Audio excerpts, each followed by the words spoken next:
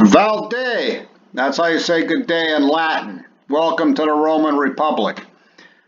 Well, you're actually going to find out you know more Latin than you think, but hey, we'll get to that soon enough. Don't worry. Here's Italy, home of the Romans. Here's Rome, again, home of the Romans. As you notice, it's sitting on the Tiber River. That's fantastic. River, nice farmland, incredible farmland, huge yields of grain and barley. It's really going to be great for trade. Now, if you notice, Rome is not sitting right on the coastline. It's a few miles inland. Why is this? Well, you had a problem with piracy in the Mediterranean during the ancient world. And pirates in the ancient world, very bad news. It's not, Pirates of the Caribbean kind of thing, right? So they back up from the coastline a little bit. Eventually, they're going to get rid of the pirates, but it's going to take a while. So there's Rome, kind of on the west side, central. See these mountains running right down the middle? These are called the Apennines. This is the backbone of Italy. Rocky, hilly, very hard to travel through, but you can do it. A lot of volcanoes. Mount Vesuvius, Mount Etna down here. Volcanic soil, very rich soil. You go up north, here's the Po River. They consider that to be the boundary of Italy for the longest time before, a guy named Hannibal shows up over the Alps. We'll hear about him later. This island that looks like the boot of Italy is kicking, that's called Sicily. Going to hear about that too. Kind of hard not to hear about it when it's about 2 miles off the southern coast. So that's a quick overview of the geography of Italy. Rich soil, nice climate, great position for trades, and when you have as much grain and barley as the Romans do, hey, you're going to be great on trade routes. Now, as you guessed, Italy's going to get crowded really fast.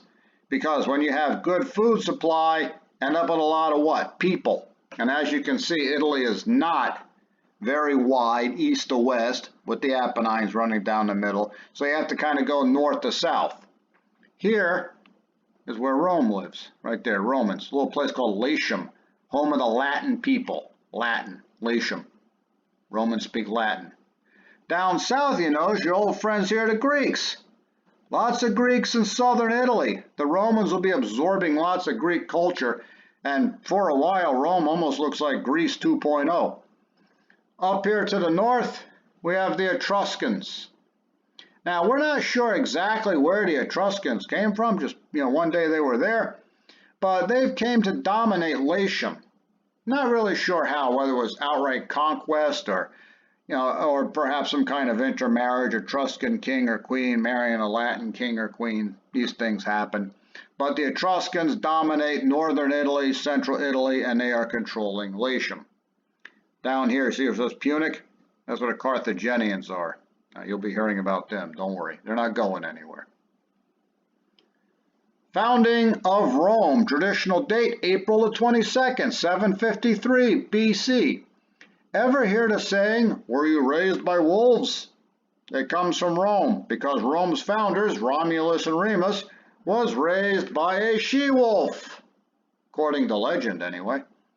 Now later on, when the Romans become more sophisticated, and they're talking to the Greeks and the Carthaginians and occasional Persians, they try to change their origin story to that of Aeneas, the son of Aphrodite, yes, the Greek goddess of love, where he led the Trojans from the collapsing city of Troy to Rome and founded a new city. Or when you stick with Romulus and Remus, raised by a she-wolf, I think that's actually kind of cooler, to be honest with you. Now, Romulus and Remus, they're brothers. Rome is built on 7 hills, good for defense in case those pirates come up the river. Maybe one day decide to fight Etruscans. You got a nice hill to fight from. Well, they get into a fight over Palatine Hill and Aventine Hill. Where should they establish the palace? Romulus wants it on Palatine, Remus on Aventine. They fight it out, and Remus comes in third in a 2-man fight. Translation, he gets killed. That's why it's the Roman Empire, not the Romulan Empire. Unless you're a Star Trek fan, we'll get to that later. Alrighty, so Romulus kills his brother Remus, and we've got the Roman Republic on the way. Not quite there yet, because it's a monarchy. Rome's traditional founding, 753 BC, is originally dominated by, you guessed it, the Etruscans. 7 kings in this period, and the last one will be Tarquin Superbus. Superbus, some people like to say. Superbus, right? Tarquin the Proud. Looks like the word superb, doesn't it? Told you know more Latin than you think you do. Now, even if you are a king, you don't really have absolute power. You can do a lot of things you want to do, but you can't do everything. And there's one thing you need to know about Roman society. They're very good with rules. You'll find that out later, but here's the first rule. If she says no, she means no. Tarquin fell in love with a lady named Lucretia. Lucretia did not feel the same way. So Tarquin decides to force himself upon her. Now, when this happens, the people of Rome, Romans and Etruscans presumably, are very upset because there's some things you just don't do. And that's one of them. I don't care if you're the king. And they run Tarquin out of town. And that's the end of the monarchy. By the way, see this picture here of everyone revolting against the Etruscan monarchy? Look at those helmets. What do they look like to you? Look Greek, don't they? Got the small swords. Shields aren't that big. You can tell Rome is absorbing a lot of Greek culture. But anyway, Tarquin's out of town, and it is now time for a republic. Now, the government of the early Roman society, as you remember, it's a monarch from 753 BC to 509. A monarch runs the whole thing. And he says he can run this because there's a concept he calls imperium. That sound familiar? You've seen that somewhere. Right, imperial, empire. A right to issue laws, command armies, fine people. This right is given to them by the gods. Divine right of kings, perhaps. Now, the king is actually elected. Yes, strangely enough, elected. Of course, it's rigged, but I mean, the point is they actually go through an election by the Senate collection of wealthy families. So Mr. Imperium here can't push things too far. Tarquin did, and that's what happened. Sounds a little bit like Sparta, right? Even the king has to follow the rules. We also have a curiate assembly. That's everybody else, right? The poor people, they make their voice heard. Why are they important? Because who's going to be your infantryman in a war? Starting to sound like Greece a little bit, huh? Potential infantrymen. We want to have a say in how your city-state is being run. Now, if you take a closer look at it, we've got a Senate. We got a curiate assembly. Can we say House of Representatives, anybody? Somebody in charge, run the whole thing, elected? Yeah, sounds kind of like the U.S. government, at least. Somebody in 1787 was reading a history book. Of course, it all sounds like ancient Greece, too, with the potential infantrymen deciding that their voice is going to be heard. Now, it's very much a male-dominated society, a lot of clientage. That means the rich people are running the show. They always hire poor people to vote for them or to do things for them. One rich guy is followed around by an entourage of like 20 poor people to do stuff for him. They're all his clients. That's just kind of the way it goes in early Rome. Patricians and plebeians. Rich, patrician. Plebeian, poor. A lot of clientage, right? Patrician is someone who's rich. You've heard this term somewhere around before, I'm sure. FDR, the patrician president. He was rich, became president. And of course, plebeians, poor people. Plebeian entertainment like football or hockey. I like football, hockey. You know what they call a first-year student at West Point? Call them a plebe, right? Short for plebeian, lower rank. Well, the plebeians may be of lower rank, but there's certainly a lot more of them than the patricians, right? Has to. Aristocrat, by definition, not many. So lots of plebeians, not too many patricians. And the Roman government, even after the overthrow of the monarchy, now we have a republic, is very well organized. The Romans really like to organize things. We have consuls running the government, only elected for a one-year term. Why is the guy in charge of the government there for 1 year?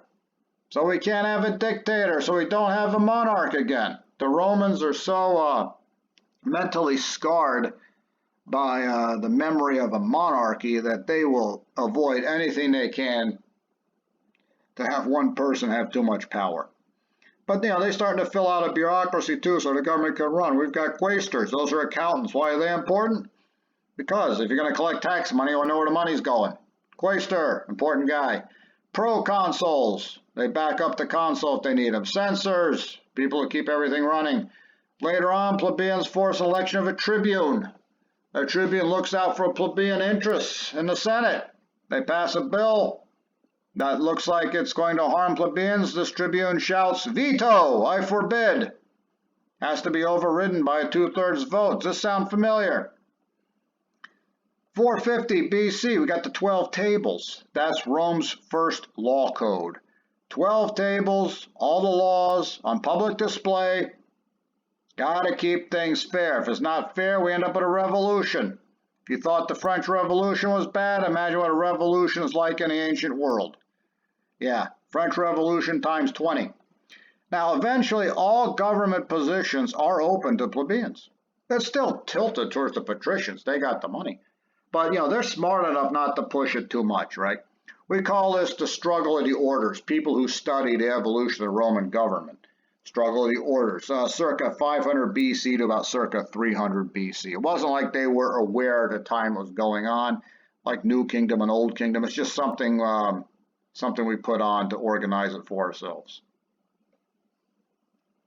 2016 Stanley Cup champions. I put that there. I was watching some highlights the other day.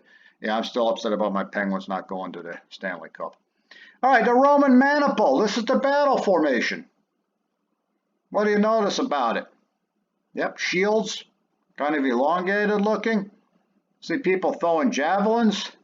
These are a couple Celts over here, Roman enemy. Celts are in the northern part of Italy, come down and raid Italian cities. So we have to get a battle formation together here. And that battle formation is going to be the maniple.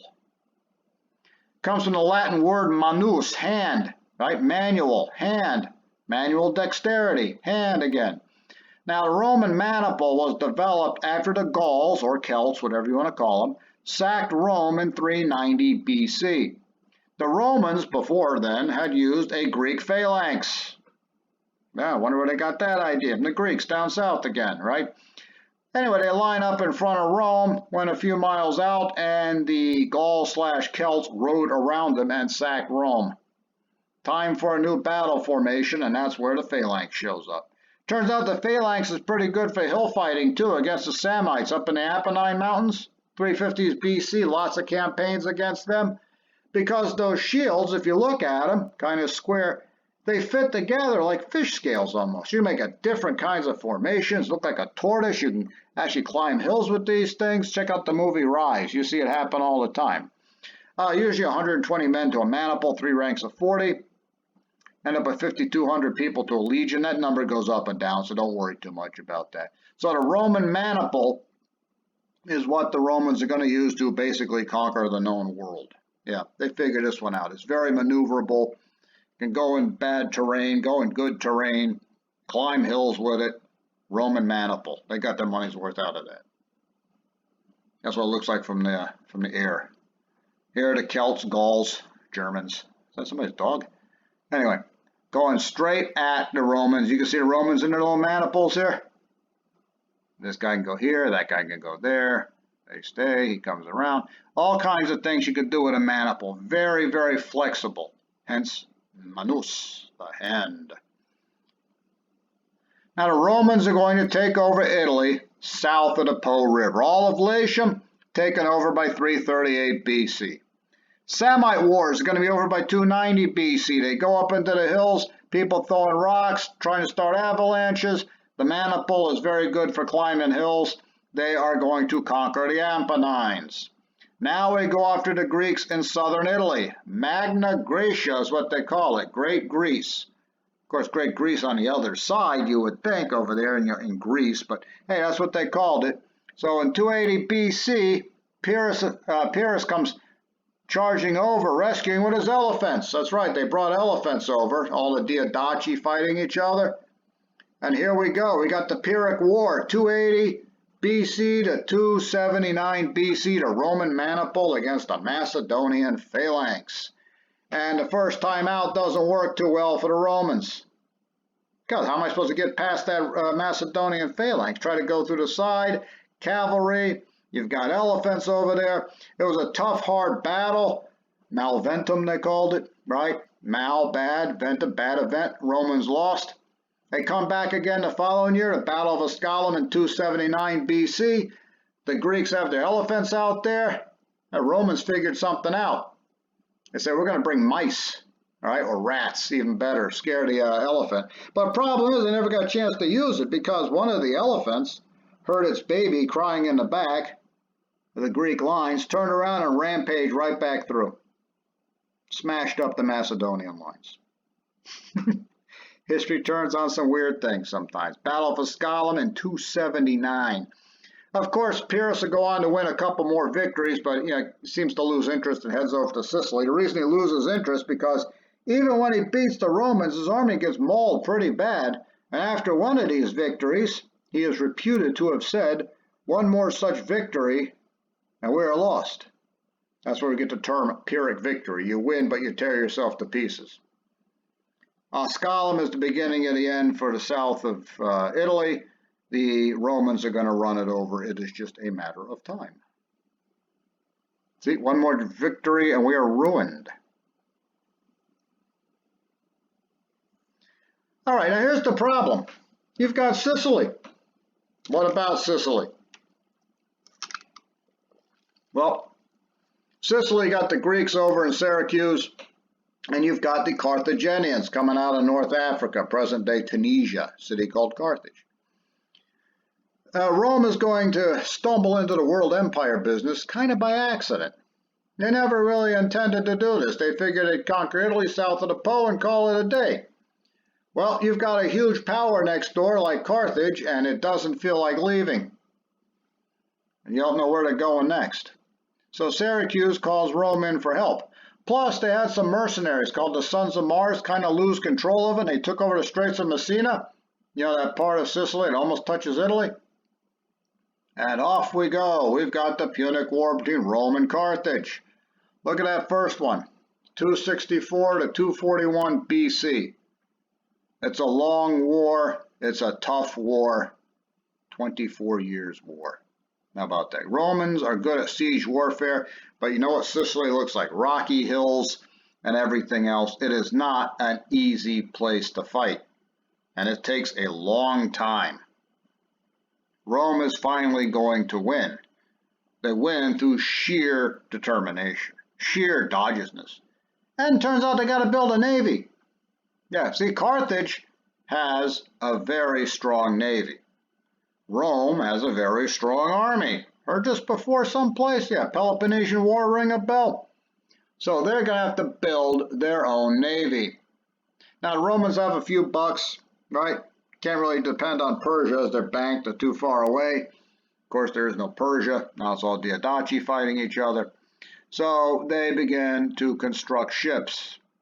They invent this thing called the corvus. What's a corvus? It's kind of like it's a board with a huge spike on the side.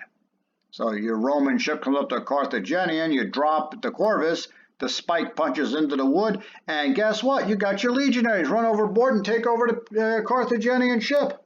Yeah, Carthaginian trireme. Now you got one, you own it. All you got to do is patch the hole. That's how they might make their own navy. They got boats they know how to build now. You capture boats, you see how they're built, you use them.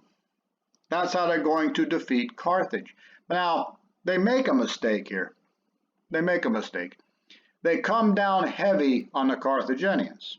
As you can see, 24-year war. They want to make sure Carthage doesn't come back after them again. Oh gosh, we've got an example of this in our own history. Remember World War I? Germany lost. They came down heavy on Germany. Want to cripple Germany, make sure they don't come back to win again. Now, I mean, it's understandable. 4 years of trench warfare. Yeah, you want to come after them. You want to make sure they don't come up after you again. Not this time, man. Not this. How'd that work out? Now, the second one. As you can tell by here, doesn't work out that great either. And the second war is worse than the first one. It's coming straight for Rome this time around. Guy named Hannibal Barca. Oh, you're going to hear all about this guy. Hannibal and his elephants. Grew up hating Rome. His father made him take a blood oath to hate Rome. Oh, and he hates Rome. He really does hate it. Coming up on 20 minutes, I'll give you a chance to digest all that, and we'll talk about Punic War Round 2.